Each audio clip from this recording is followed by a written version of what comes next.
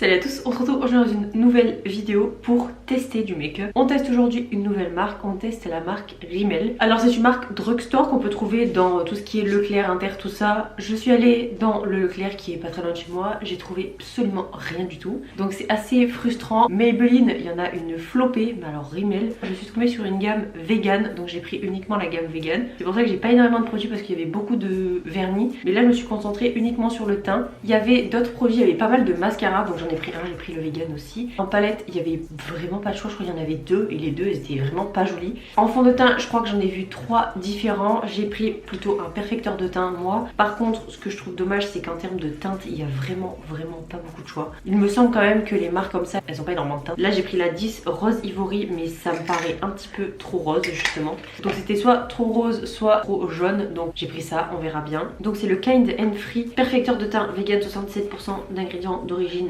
naturelle. L'étui est fabriqué à base de canne à sucre et utilisation d'encre naturelle. Donc j'ai pris celui-ci, il fait 30 ml et je crois qu'il coûterait à peu près une dizaine d'euros. Tous les produits étaient entre 8 et 10 euros, donc ça va, c'est assez abordable. À voir comment il fonctionne, mais bon, je pense que vraiment la teinte ça ira pas, quoique on verra. Ensuite j'ai évidemment pris un anti-cerne, bon c'est moi qui ai arraché l'étiquette. Un anti-cerne hydratant liquide vegan que j'ai pris en teinte 010 fer, comme le fond de teint.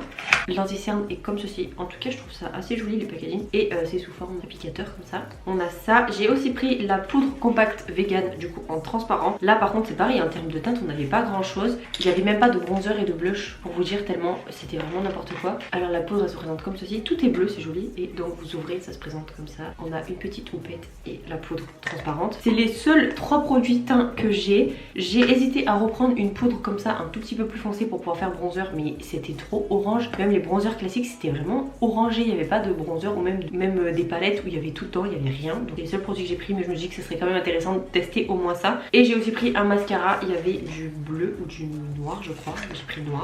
Tout simple, hein, un mascara des plus classiques. C'est marqué volume, longueur, résultat sans paquet, tenu jusqu'à 36 heures, ne coule pas, facile à appliquer et à démaquiller, brosse ultra douce qui définit et sépare les cils, convient aux yeux sensibles, fabriqué avec du beurre de karité bio. Donc ça c'est cool. J'ai pas vu ce qu'ils promettaient pour le fond de teint, ils disent juste que c'est un fond de teint hydratant, ils disent pas grand chose de plus. Hein. Alors hydratation toute la journée, formule clean pour parfaire le teint avec de l'aloe vera et un complexe antioxydant de vitamine E et provitamine B5, fini frais pour un effet bonne mine instantané. Et pour l'anti-cerne, ils disent hydratation toute la journée, formule clean et légère qui masque les imperfections avec de l'aloe vera et complexe antioxydant, vitamine E, provitamine B5, couvrance moyenne, fini frais et éclatant. On va tester tout ça et on va voir. Je vais commencer par appliquer ma base Milk parce que je sais que je la connais. Après j'ai aussi pas voulu acheter trop de produits parce que j'en ai encore dans mon placard que je n'utilise pas vraiment. Et vous savez que je vous ai déjà dit que j'essaie de consommer un peu moins, même si j'essaie quand même de tester quelques trucs.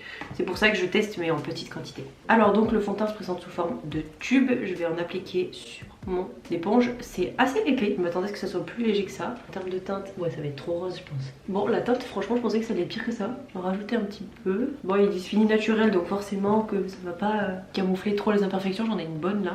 Bon voilà après application, écoutez, j'ai pas grand chose à dire. Je suis même plutôt surprise du résultat. J'approche un peu mon miroir parce que j'ai pas mes loupes. Mais je suis vraiment surprise quand même. Je trouve pas que ça soit... On a un peu un effet matière au niveau de mon duvet là. Donc c'est assez normal. Mais sinon franchement je suis surprise. Ma peau elle est clean en fait.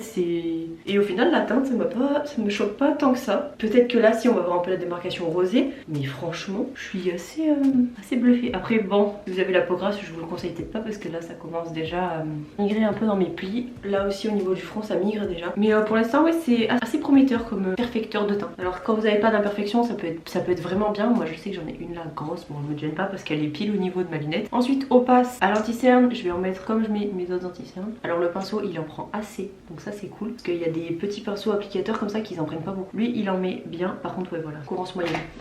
Courance moyenne, ça on va peut-être pas être d'accord par contre. Je vais en remettre un peu sur celui-ci là. Alors c'est modulable, je pense que si vous en mettez, par exemple là j'en ai mis 2 couches, c'est un tout petit peu plus couvrant, mais alors couvrance moyenne, on va dire légère plus quoi, pas moyenne. Et pareil ça fait un assez joli fini, alors moi qui aime bien les effets naturels, je trouve que ça correspond bien à ce que je recherche, c'est pas trop chargé, on le sent pas trop sur la peau, ça fait un assez joli fini sur la peau, je vous dis ça fait un aspect naturel mais amélioré, je sais pas comment expliquer. Ensuite on passe à la poudre qui est donc transparente, je la prends avec mon pinceau. Elle est assez légère, c'est bien, et elle matifie bien, vous voyez. Mais bon, je pense que voilà, il faut pas avoir une peau grasse quoi. Et je suis bluffée parce que je m'attendais pas à aussi jolis résultats, franchement. Je m'attendais vraiment à une catastrophe et franchement, mes cheveux je peux plus là. Je sais plus comment les mettre. Je vais finir mon teint avec mes produits habituels. Je vais prendre mon bronzer Milani, mon blush Milani. Je vous ai zoomé un peu, je sais pas ce que vous en pensez, j'étais peut-être un peu loin tout le long. Je vais aussi faire mes sourcils avec le produit de chez NYX. Je sais pas comment ça se prononce. Stick it, j'en mets un petit peu, hop hop hop. Et après je vais venir estomper avec un opinion qu'il y a derrière mon Browiz chez Anastasia Beverly. Voilà, et maintenant on va tester le mascara puisque évidemment c'est le dernier produit qu'on a à tester. Voici à quoi ressemble la brosse si vous voulez savoir. Et c'est parti parce que j'ai hâte de savoir ce que ça donne. Mon mascara favori c'est le Révolution et là je pense que je vais l'adorer. C'est le 5D Lash de chez Make Up Révolution. Sauf que pour le commander à chaque fois, bah il faut que je fasse une commande. Et là ça m'arrangerait que je puisse aller dans mon clair. Alors ce qu'il faut savoir c'est que moi j'ai des cils qui sont très longs. Donc je cherche pas spécialement la longueur, je cherche surtout le volume. Et j'ai pas besoin d'un effet gros volume, gros fossile. Le résultat qu'il donne là, moi, ça me convient. Je sais pas si vous verrez bien, c'est pas trop, c'est juste naturel, ça relève un peu vos cils. C'est exactement ce que je recherche. Donc ce mascara, je pense que je vais l'adorer. Je viens d'appliquer une deuxième couche sur celui-ci et franchement ça fait pas de paquet. Par contre il sèche assez vite. Et si vous voulez un résultat fou sur vos cils, c'est pas le mascara qu'il vous faudra. Mais honnêtement pour une dizaine d'euros, moi le résultat me va très bien. Je remets mes loupes, si vous voulez voir peut-être mieux, ça va peut-être zoomer. Je vais mettre un petit truc sur mes lèvres pour finir. Je vais pas mettre un rouge à lèvres mat parce que j'ai les lèvres qui sont un peu gercées. Je vais prendre le crayon naturel ou natural, je crois qu'il s'appelle. Ouais, natural de chez NYX. Et le Fenty Beauty en teinte Fenty Glow. Ça ira très bien. De toute façon, je reste à la maison.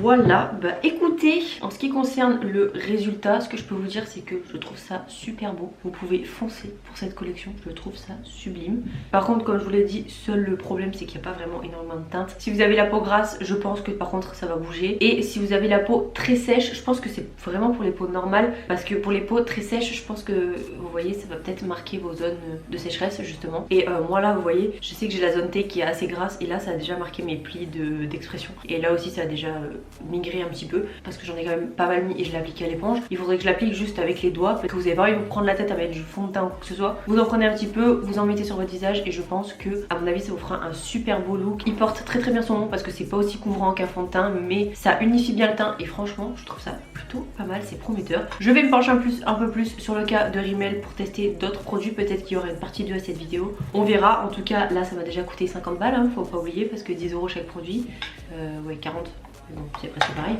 Cette vidéo a été assez rapide mais comme je vous dis je préfère vous faire plusieurs tests de plusieurs produits comme ça de plein de marques différentes plutôt que de vous faire un gros test sur une grosse marque. Je trouve ça plus sympa, c'est plus rapide à regarder et là au moins vous savez ce que donne la collection vegan. J'espère comme d'habitude que cette vidéo vous aura plu, n'hésitez pas à vous abonner et à liker si elle vous a plu. Je vous fais de très gros bisous et je vous dis à très vite dans une prochaine vidéo.